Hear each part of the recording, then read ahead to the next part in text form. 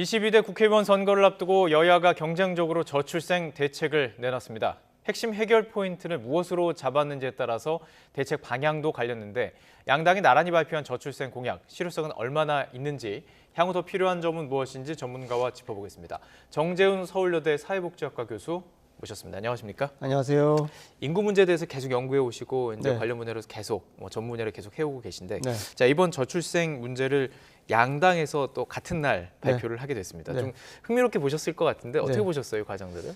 사실 이건 저출생 대책이라기보다는 그냥 육아휴직 확대 대책 이렇게 볼 수 있겠죠. 저출생의 요인은 굉장히 많잖아요, 사실은. 예. 정치를 하시는 분들이라면 좀 뭔가 좀 큰 흐름 속에서 네. 국민들에게 희망과 비전을 줄 수 있는 그런 걸 하셔야 되는데 네. 뭐 총선이 있어서 그런지 모르겠지만 예. 굉장히 좀 돈 뭐랄까 현금성 급여 확대 네. 여기에 좀 치중하지 않았나 전반적으로 예. 그런 느낌을 받았습니다. 현금일 수도 있고 그다음에 이제 여러 가지 조금 다르긴 하지만 그렇죠. 두 당이 그러니까 이게 지금 그렇게 말씀하신 거는 이제 인과관계를 보통 보잖아요. 그러니까 네, 이게 네. 결국에는 출산율, 그러니까 출생을 늘리기 위해서 직접적으로 연관되는 그 어떤 그런 포인트에서는 좀 비용. 미흡하다 이렇게 보시는군요. 그렇죠. 그러니까 예. 그러니까 역으로 질문 던져서 네. 그러면 이거 뭐 이쪽 당이 했든 저쪽 당이 했든 그래서 선거에서 이겨서 도입이 되면 네. 아이 낳을까? 이렇게 한번 생각해 볼 수 있겠죠. 물론 낳으시는 분들 있고 돈 받으니까 좋으신 분들 많겠지만 네. 이게 전체적인 저출생의 흐름을 한국 사회 흐름을 바꿀 수 있는 거냐? 아. 그 이제 육아휴직 대책이다. 예. 육아휴직 확대 대책이다. 이 정도로 말씀드릴 수 있을 것 같아요. 저희 한번 대입해봐서 정책을 한번 생각해봤을 때 내가 이런 것들이 채워지면 애를 낳을까 이 부분을 좀 생각해볼 필요가 있을 것 같아요. 나으실 것 같아요? 저도 이제 나이를 한 명밖에 안 난 입장에서 만약에 뭐 교육, 어떤 주거, 네. 전체적인 전반적인 또 문화까지 네, 다 해결된다면 나을 것 같다는 생각이 그렇죠. 들기도 하지만 예. 낳고는 쉽거든요. 예. 네, 어려운 것이 있기 때문에 자 이제 구체적으로 좀 나을 수 있는 대책이 어떤 것인지 좀 들어가 보도록 할 텐데 그 전에 앞서서 이제 저출생이라는 단어를 지금 쓰고 있습니다. 이게 저출산, 예전에는 출산이라는 단어 썼었다면 네네. 출생으로 좀 바뀐 추세인데 좀 이유를 궁금해하시는 분도 계실 것 같아요. 예. 근데 저출산은 저출산이고 네. 저출생은 저출생이다. 예. 그게 이제 저출산은 출산율과 관계된 이야기인데 합계 출산율, 예. 여성 1인이 평생 낳는 아이 수. 예. 그래서 사실은 우리나라는 1984년부터 이미 저출산이 시작됐습니다. 예. 2.0 이하로 내려갔잖아요. 네. 그렇지만 저출생의 시대는 아니었습니다. 예. 저출생은 출생아 수와 관계된 건데, 예.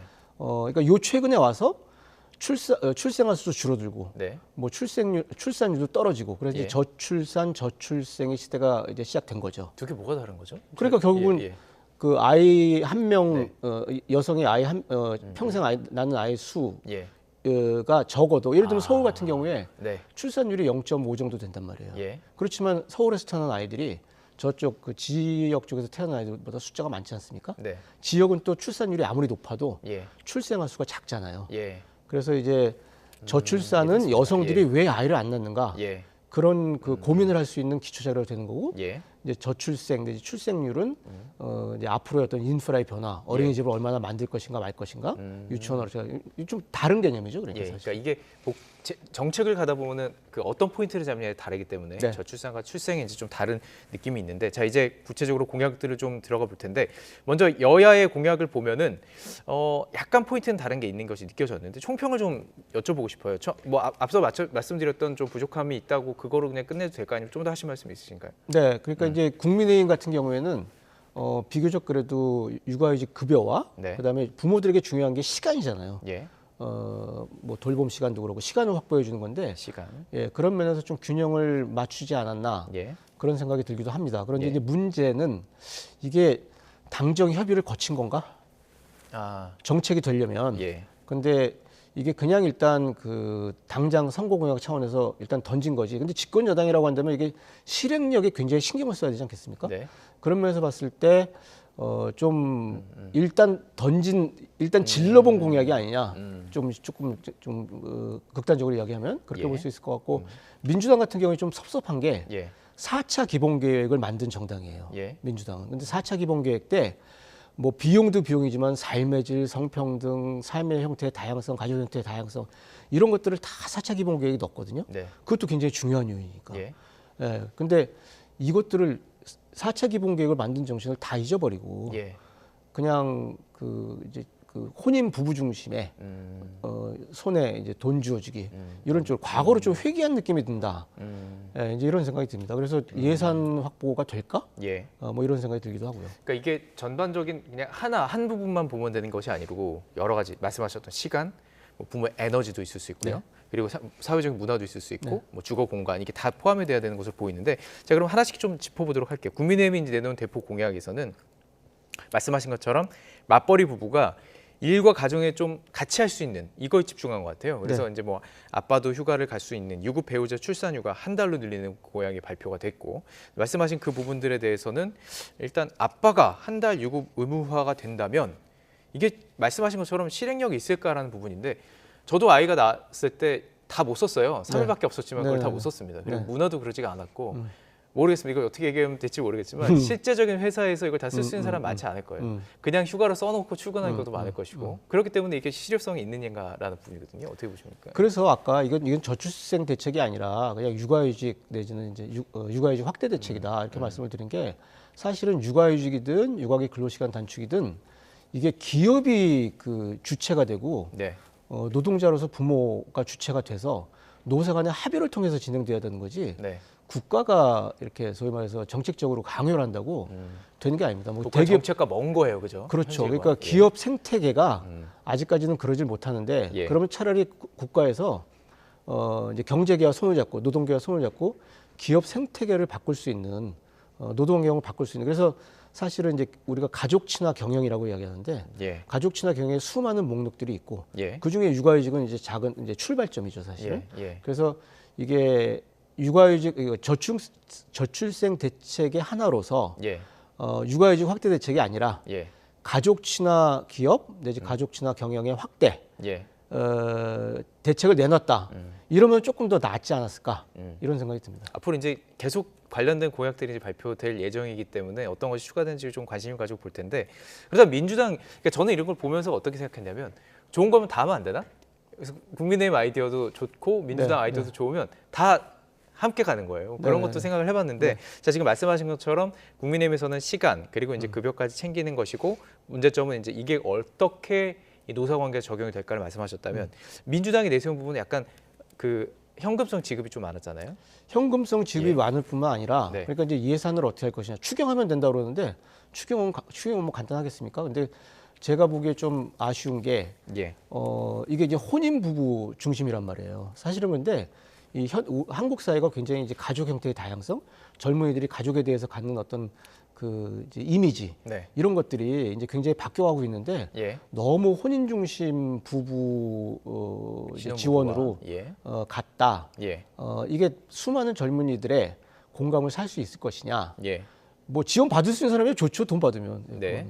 그렇게 좀 볼 더 수 있을 것 같아요. 말씀드리면 지금 신혼부부에 해당되는 것도 그래픽을 좀 보여드리고 있고 그리고 이제 이런 것도 있었습니다. 그 아동수당 카드를 지급하는데 8세에서 17세 그러면은 그러니까 이미 신혼부부가 아니더라도 이미 가정을 가지고 있는 어떤 부부 입장에서도 한 명 더 날까? 이렇게 될 수 있는 부분은 아닐까요? 어떻게 보세요? 이런 것도 사실은 우리가 아동수당 제도를 민주당에서 만든 거예요. 네. 그러면 이제 0세에서 7세까지인데 예. 이거를 뭐 15세까지 보편적으로 확대를 한다든지 그러니까 아동수당 정책이라는 맥락에서 이걸 이제 어떤 식으로 확대를 할 것인가. 예. 그래서 뭐 15세까지 주겠다, 18세까지 주겠다, 외국처럼 이제 그런 식의 어떤 그 기존 정책을 이제 어떤 식으로 확대해 갈 것인가. 이제 예. 이런 고민이 있었어야 되는데 당장 그냥 10만 원 시조로 자립펀드 지원하겠다. 근데 이거 아마 제 생각에는 이거 실제로 만약 하게 되면 학원 시장이 더 커지지 않을까요? 아 그래요. 부모들이 학원비로 쓰겠죠. 그렇죠. 학원비가 뭐 상당하기 때문에 네, 저도 네, 해당되는 얘기인데 네네. 또 민주당 대책 중엔 셋째까지 출산하면 1억 원의 대출을 탕감해주는 대책 이건 어떻게 보세요? 저소득층에게는 효과가 있을 것 같습니다. 아무래도. 예. 근데 예를 들면 또 우리 계속 이제 역으로 질문을 해야 되는 건데, 네. 그럼 그 1억 원 받을 테니까 그럼 네. 내가 아이를 셋째를 낳을까? 첫째 낳고 둘째도 힘들잖아요. 예, 예. 근데 그거는 사실 1억 원의 돈 이게 쭉 사실 교육비 돌봄이 더 들어가는 거고 예. 돈보다도 다른 요인들이 굉장히 많잖아요. 예, 근데 이게 1억 원 준다고 할까 싶으면은 아마 저소득층에서는 효과가 있을지 모르겠지만 그러면요 부모의 사회 경제적 격차가 예. 이렇게 태어난 저소득층 아이들에게 예. 대물림이 되지 않도록 사실은 뭐 사회적 돌봄 체계 확대라든지 예. 뭐 오후 뭐 늘봄 학교 지금 이야기 예, 나오는 거 이런 오후 돌봄 체계, 교육 돌봄 체계 확대라든지 이런 고민이 만약에 후속 공약에서 예, 나온다면 예, 아 이런 뜻이 있었구나라고 생각할 수 있겠죠. 근데 그게 아니라면 이건 그냥 그 현금 던지기 정책이다. 그러면요, 지금 국민의힘, 민주당 정책을 다 합쳐서 네. 한 정책이라고 보시면 어떻게 효과 있을 거라고 보세요? 효과 없을 것 같습니다. 왜요? 예. 그러니까 그 저출생이라는 거, 아이를 안 낳는다는 것이 네. 지금 우리가 어떤 그 나의 그다음에 우리 아이를 봤을 때 예. 희망이나 비전을 찾을 수가 없으니까 그런 거 아니겠습니까? 예. 그러니까 이러이러한 측면에서 우리가 희망을 줄 수 있는 네. 국민 여러분 이제 그 비전을 가질 수 있는 이런 정책을 하겠다. 그러니까 우리 4년 동안 예. 그래서 저출생 대책을 내놔야지 육아휴직 대책만 내놓고 물론 후속이 나온다면 예. 그러면 이제 모르겠죠. 근데 그렇다고 육아휴직 대책만 가지고 이게 출산율이 늘어날 것이냐? 예. 그러기에는 또 다시 한번 말씀드리지만 육아휴직은요 예. 기업 문화가 바뀌어야 음. 효과가 있는 거지. 알겠습니다. 예.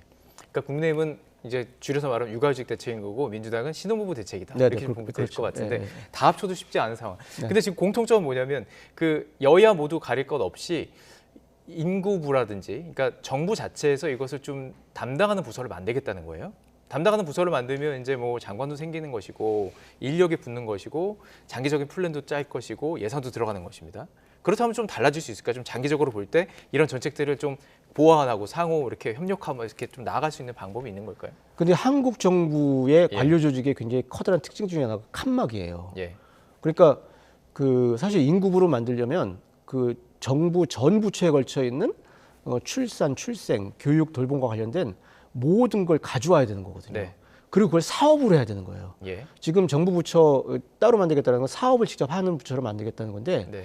그게 과연 가능할까? 그러니까 뭐 부총리급 인구부로 만들겠다고 했지만은 네. 수당이라든지 몇 개 가져와서 예. 사실 어떻게 보면 초미니 부총리급 부서가 되지 않을까? 그러면요 그냥 칸막이 하나 더 생겨서 예. 그것만 하는 거죠 뭐. 근데 지금 대안이 있잖아요. 대통령이 위원장인 저출산고령사회위원회가 있고 예. 그래서 사실은 그게 저출산고령사회위원회의 단점이자 한계이자 장점인데 예. 직접 사업을 안 하는 게 단점일 수도 있지만은 정부 모든 부처의 이해관계를 떠나서 예. 이 컨트롤 타워로서 역할을 할 수가 있는 거거든요. 지금 상당히 하고 있고 사실 예, 예. 저출산고령사회위원회가 예. 그래서 저고유의 기능을 좀 더 강화하는 방향으로 예. 당정 협의를 한다든지 이제 그런 쪽으로 가는 게 더 낫지 않을까 생각합니다. 이미 이제 리더가 대통령인 위원이가 그럼요. 있기 때문에 그걸 잘 활용하고 네. 적극적으로 이용하면 된다. 이제 그 네, 말씀으로 네, 정리할 수 있을 것 같은데 이게 지금 나온 공약들이 보통 이제 해외 특히 유럽에서 이제 아무래도 이 문제를 먼저 겪었기 때문에 벤치메이킹하는 내용들이잖아요. 그게 이제 벤치마킹을 예. 하기에는 예. 물론 유럽에서 우리나라보다 뭐 예. 육아휴직 급여가 높기도 예. 하고 뭐 있지요. 근데 저렇게 말씀드릴 수 있을 것 같아요. 인천공항에 귤이 도착했는데 네. 탱자가 돼버렸다. 예. 왜냐하면 예. 그 나라는 이제 육아휴직 급여라는 게 예. 가족 친화 기업이라는 경영이라는 굉장히 큰 흐름 속에서 육아휴직도 하는 거고. 예. 근데 거기서 육아휴직만 딱 떼어가지고 오니까는 이게 갑자기 그 가족 친화 기업이라는 환경이 사라지다 보니까 네. 귤이 변해서 탱자가 되는 거죠. 마치 예. 냉장고에서 나와가지고 변질이 되듯이. 네. 그러니까 서유럽 복지국가들의 경향을 보면은 이게 무슨 뭐 저출산 예산, 저출산 대응, 뭐 그다음에 뭐 하나의 정책 이런 것보다는 사실 예. 우리가 지금 몇몇 정책으로서 해결할 수 있는 문제가 아니잖아요. 예. 네, 그래서 굉장히 이제 종합적인 대책이 필요한 건데 예. 그게 사실 저출산 고령사회 기본계획에 다 들어 있는 거고. 예. 그러니까 이것들을 어떻게 그 엮어서 네. 앞으로 실천할 것이냐 이런 쪽에 좀 더 주력을 하는 게 정치인들께서 예. 이게 너무 선거 공약적으로 접근하지 말고 그랬으면 좋겠습니다. 그러니까 그 해외 사례는 그냥 정말로 그냥 그 레퍼런스로 그냥 이용해야 되는 것이고 지금 필요한 건 정말 우리에게 맞는 그렇죠. 딱 그 정책이 필요한 것인데 말씀하신 것처럼 실제로 이제 어떻게 실천하느냐 이 부분이에요. 네. 얼마나 의지를 가지고. 네. 근데 그 의지를 확인할 수 있는 부분이 사실 예산이에요. 네. 근데 그 예산이 두 공약에 대해서 양당이 얘기하는 것은 뭐 민주당의 경우는 28조 원 정도, 국민의힘은 3조 원. 물론 이제 국민의힘 같은 경우는 앞으로 더 추가 그 계속 이제 공약이 발표될 때 이 예산에 대한 얘기가 달라질 것이고 민주당 같은 경우는 이게 이제 뭐 이게 어쨌든 주거지를 공급하는 거기 때문에 주거지에 따라서 이제 예산이 올라갈 수도 줄어들 수도 있는 것인데 이 재원 마련에 대해서는 실효성이 있다고 보세요? 어떻게 보셨습니까? 현실성이 있다고 보셨어요? 뭐 실효성을 떠나서 네. 저희가 돈은 써야 됩니다. 예. 그러니까 그 GDP 대비 가족복지 지출 비율이라 가지고 예. 아이를 직접 낳아서 키우는 거, 주거 지원 이런 거 말고요, 교육 지원 이런 거 말고 예. 아이를 직접 낳아서 키우는 가족복지 지출 비율이 우리가 OECD 회원국 평균 수준 이하거든요. 예. 그러니까 돈은 써야 돼요. 그러니까 돈을 어쨌든 마련을 해야 됩니다. 예. 예. 그건 확실합니다. 예. 근데 그 돈을 우리가 그냥 현금성 급여로 그 이제 일관되게 할 것이냐, 네네. 아니면 서비스와의 균형, 부모에게 시간을 주는 어떤 그런 균형을 맞춰서 할 것이냐, 네네. 이런 어떤 정책의 로드맵 흐름 이런 것들을 좀 잡으면서 예. 이제 현금성 급여도 확대하고 뭐 이런 고민들이 이제 있어야 되겠죠. 그간 사실 뭐 2004년부터 계속 이 저출생 대책, 저출산 대책이 들어갔기 때문에 많은 돈 들어갔잖아요. 지금 계속 예산으로 계속 편성이 됐었던 건데 그럼 그 돈들은 어떻게 된 건가요? 효과가 없는 건가요? 아니면 앞으로 발현될까요? 어떻게 보세요? 효과가 있었죠 사실. 근데 예. 이제 그 돈이 예. 우리가 이제 직접 지원, 간접 지원 요즘 그렇게 분류하는데 네. 사실 보편적인 사회보장제도 예산이어서 주거 지원 예를 들면 그다음에 심지어 OECD에서는 의료비 지원, 임신출산 비용도 가족복지 지출로 안 넣어요. 예. 그거는 가족과 상관없이 내가 받는 의료 서비스이기 때문에 예. 그렇게 따지면 직접 지원, 예. 아이를 낳고 키우는데 들어가는 비용, 예. 여기에 쓴 돈이 우리가 굉장히 적었던 거죠. 네. 그다음에 사실 20년 동안 뭐 200조, 300조 쓴 거 아니에요. 예. 그러면은 그게 많이 쓴 돈이냐? 우리는 사실 부모의 일가정 양립을 예. 제대로 할 수 있도록 돈을 안 썼기 때문에 예. 부분 썼지만 이제 이런 상황이 벌어졌다. 음. 그래서 사실 부모의 일가정 양립이 제대로 될 수 있도록 가족 친화 기업이 제대로 될 수 있도록 예. 돈을 정말 그야말로 쏟아 부어야 한다. 이렇게 말씀드릴 수 있어요. 계속 이야기를 나누면서 이 정책과 현실에서의 좀 괴리감이 좀 느껴지는 느낌이 그렇죠. 있는데 교수님께서는 실제로 이제 저출생 고령위원회 자문단으로 좀 활동하고 계시잖아요. 네네. 자문을 좀 많이 받던가요? 저출산고령사회위원회는 사실은 이제 예. 그 국힘에서 나온 이런 정책들이 네. 저고위에서 이제 준비한 정책들이에요. 예. 그래서 이렇게 그런 것들이 이제 들어갔는데 아까 예. 말씀드렸다시피 저출생 대책에 어떤 큰 집이 있는데 예. 그 중에서 이제 육아휴직이라는 방을 빼서 네. 지금 발표를 한 양상이다. 예. 이제 이렇게 볼 수 있을 것 같아요. 그럼 실제 이제 활동하시면서 좀 한계는 느껴진 게 있었나요? 그렇죠. 하지만 이제 흐름 자체는 사실 네. 민주당 때부터도 그랬고 예. 저희 민주당 때부터 했는데 예. 그러니까 이 부모에게 시간을 확보해 주는 것. 네. 그다음에 다양한 삶의 형태, 가족 형태, 이제 이런 것들을 사회가 받아들이는. 예. 그다음에 이제 우리가 아까 이제 혼인 신고한 부부라고 이야기했는데 그거 말고 아이 중심 지원 이런 흐름들은 사실 우리가 한 5, 6년 전부터 예. 이제 이제 한국 사회에서 바뀐 지원의 흐름이거든요. 네네. 그러니까 이런 것들이 이제 쭉 이어지는 거는 저고위를 통해서 이제 그 메시지가 각 부처로 전달이 되는 그런 것들은 분명히 있죠. 알겠습니다.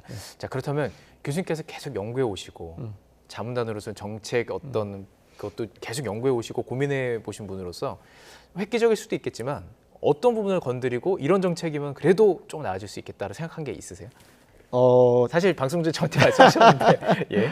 근데 이제 일단은 저출산의 요인이라 그러면은 사실 비용의 문제도 있고 네. 삶의 만족도 문제도 있고. 네. 근데 비용의 문제는 이제 돈을 아까 말씀드린 대로 부모의 일가정 양립을 가능하게 하기 위해서 쏟아 부어야 되고. 네. 그렇지만 삶의 만족도는 여성 엄마의 독박육아 경력 단절. 네.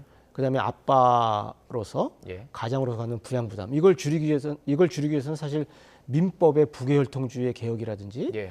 여러 가지 그런 사회 규범을 개혁해야 되는 네. 이제 이런 요소들도 있습니다. 예. 이제 이런 그 투트랙 전략이 예. 이제 필요하고요. 그 다음에 이제 그 교육 개혁. 예. 교육. 그러니까 교육 개혁. 그래서 이제 수능 중심이 아니라 네. 뭐 지역 중심으로 학생들을 선발한다든지. 지역 중심. 네. 그러니까 이제 뭐 지역의 의대 같은 경우에 우리 의대가 화두니까 네. 지역의 의대를 뽑는데 의대 정원이나 법학전문대학원 정원은 예. 그 지역에서 뭐 사는 아이들이 뭐 80%는 우선권을 갖는다든지 예. 그래도 돼요 사실. 뭐 암기 잘한다고 뭐 성적 좋다고 의사를 잘하는 건 아니잖아요. 예. 어떻게 뭐 필요 조건이긴 하겠지만 충분 예. 조건은 아니잖아요. 예. 그래서 뭐 그런 교육 개혁 그다음에 이 육아휴직 같은 경우에도 사실 예. 이게 이제 그다음에 육아기 근로시간 단축 시간을 줄이는 문제는요. 사실은 이게 노동시장 개혁이에요. 우리 출산휴가도 이제 늘린다 그러지만은 예. 전반적으로 노동시간이 줄어드는 예. 이제 노동시장 개혁이 이제 필요할 것 같고 예. 서유럽은 사실 7, 80년대까지 주 40시간이 그냥 저출산 이슈와 상관없이 예. 확보됐다 보니까 이제 그 부모가 그 시간을 돌봄으로 쓰는 예. 예. 이제 이런 것들이 가능했던 거거든요. 근로시간도 연관이 예, 있군요. 굳이 돌봄이랑 연결 안 시켜가지고 그래서 이제 예. 그런 것들 그다음에 이제 다양한 삶이나 가족을 포용하는 문화도 필요하고 예. 지역에 이제 마을이 사라지는 것들, 네, 네. 마을을 좀 재편성하는 뭐 이제 뭐 여러 가지 그런 것들이 있죠. 예. 지금 말씀을 나눠보다 보니까 개혁이라는 단어 계속 쓰셨는데 네. 결국에는 아이를 많아지게 하기 위해서 아이의 울음소리가 많아지기 위해서는 개혁이 필요한 거네요. 전반적인 개혁이 다 필요한 그런 거죠. 거예요. 이제 경로우전성에서 벗어나야 된다. 네. 그러니까 아까 육아휴직 가지고 말씀드렸지만 예. 지금까지 우리는 사실 육아휴직 제도를 계속 늘려왔어요. 그런데 이게 경로우전성이거든요. 네. 그래서 거기서 이제 급여도 늘리고 기간도 뭐 이제 늘어났고 이제 이런 식인데 이렇게 해서도 안 됐단 말이에요. 그러면 여기서 개혁을 어떻게 할 것인가? 아, 이거는 돈을 주는 것보다는 부모에게 시간을 확보해 주는 거구나. 예. 그러면은 그래서 육아기 근로시간 단축을 뭐 초등학교 6학년 때까지 네. 마음대로 할 수 있게 한다든지. 예. 예. 예, 그리고 이런 어떤 흐름을 바꾸는 거 있지 않습니까? 그 노동시장 개혁도 그래서 나오는 거고. 예. 이제 그렇게 볼 수 있겠죠. 예. 그러니까 이게 전반적인 입법 과정, 그러니까 단순히 그냥 정부 정책뿐만 아니라 국회까지도 지금 그래서 이제 여야 모두 이제 정책을 내놓는 것인데 그리고 뿐만 아니라 시민들도 같이 이제 활동을 하고 열심히 노력해야 되는 부분인 거라는 거죠. 그리고 기존의 가족에 대한 예. 우리의 전통적인 관념을 예, 좀 바꿀 필요도 있고. 알겠습니다. 예, 예. 여러 가지가 있죠. 예. 가족이 전체적으로 좀 더 가족의 범위가 좀 넓어졌으면 좋겠어요. 우리 그렇죠. 지역 사회 예, 이런 예, 식으로. 예. 공동체 가족, 뭐 사회적 가족. 예, 예, 알겠습니다. 네, 오늘 정재현 서울여대 사회복지학과 교수와 함께 양 당의 정책부터 저출생 대책에 대해서 전반적으로 짚어봤습니다. 말씀 고맙습니다. 감사합니다.